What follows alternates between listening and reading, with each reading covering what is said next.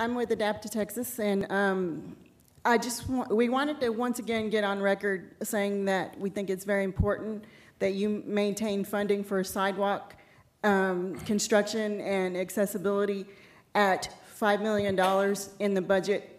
That's independent of the upcoming bond election and would allow for more improvements to be made throughout the city.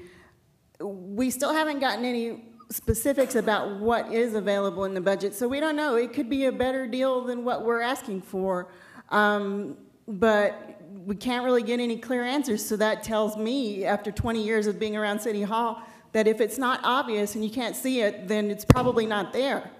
And that concerns me, because I'm glad that you guys are supportive of making the Cupcake Day bus stop accessible. I appreciate that.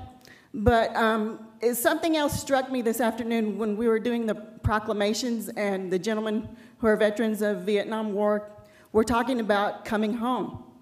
Well, for me, I can tell you that every time I find an impediment to my being able to move around or be integrated in society, I get the message that I'm not really a member of the community. I'm not really an Austinite. That you hear a lot about community and family and togetherness, but that doesn't mean me, that I'm nothing more than a bastard member of this society, even though I have the key to the city. I have to risk my life on a regular basis, and so does everyone else with a mobility impairment who tries to get around this city. And $5 million is going to do a sizable amount of work. It will not bankrupt the city, and it's not going to solve all the problems with a magic wand. I've always said that there's no infrastructure fairy. It's not going to save everybody. There are going to be a few people that probably either get injured or killed while waiting for their project to get done, even if you fund at this level of funding. But I also want to remind you that the $5 million minimum that we've proposed is comparable to what you spend on the Golf Enterprise Fund. We're at least as valuable as a game of golf. You know, and those projects allow us, when you have accessibility throughout the city, they allow you, the ADA specifically allowed me, I've had 2 different lifetimes. That's the way I look at it. The lifetime that I lived before the ADA and the lifetime that I lived after. I'm a different person because I'm able to be more active. I'm able to volunteer on boards and commissions. I'm able to volunteer as a CERT team member.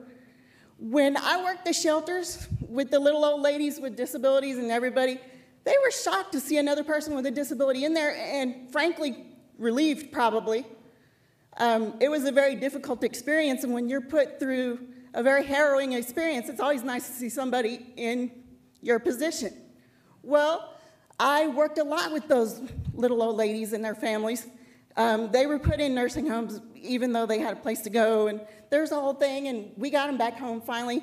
But those little old ladies call me every now and then just to tell me how much they love me.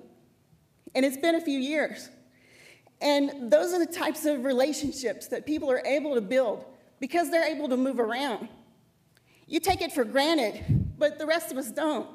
If people feel so passionately about it that they're willing to get in oncoming traffic, then you know you've got something special, and you should invest in it. And if you mean equity, then you invest in that as well. That's all there is to it. And we deserve at least $5 million. It should be more, but that's a place to start. Thank you.